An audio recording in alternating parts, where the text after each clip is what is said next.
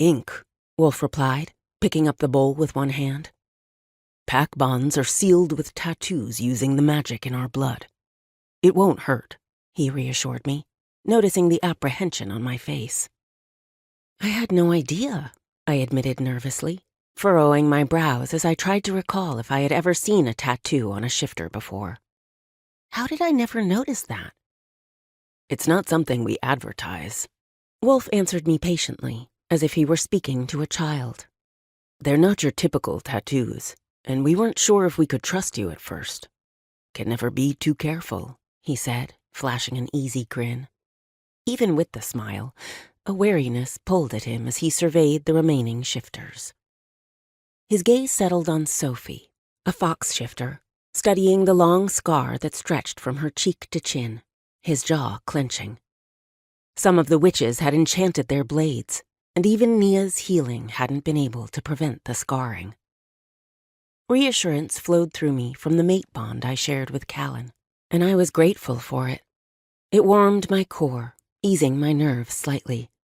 I was still adjusting to him having direct access to my emotions, and I had been working with Oliver on how to block him out when I wanted, but in this moment, it was necessary. Ready? I nodded. My forehead creased as Wolf lifted a hand, dipping it into the thick substance. His gaze flickered up to meet mine, his fiery alpha power radiating off him in waves. Where do you want it? They're generally pretty small, but eye-catching. He tilted his head towards me, tucking a lock of his shaggy brown hair behind his ear, exposing his tattoo for my scrutiny. The tattoo was precisely what I would have envisioned for him. 3 simple claw marks placed right behind his ear. Parallel curved lines were etched in shimmering blue ink. Each line was about 3 inches in length, with intricate textured details interspersed between them.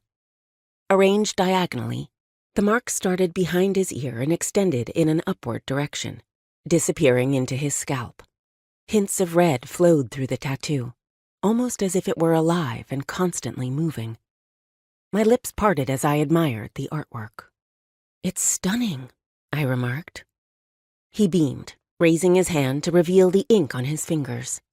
The substance sparkled under the moonlight, and a surge of excitement coursed through me.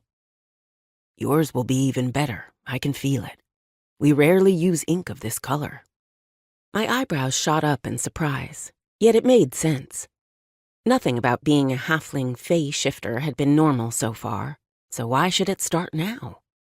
I would always be a bit too strange to completely fit in on either side. Nevertheless, this was now my home. A new family where I had discovered my place. Not connected by blood, but in so many other ways. And I was proud of it. I turned my neck to the right towards him, my intentions clear. I'm done hiding things, I told him. What will it look like? No clue, he said, dipping his fingers back in for a fresh coat.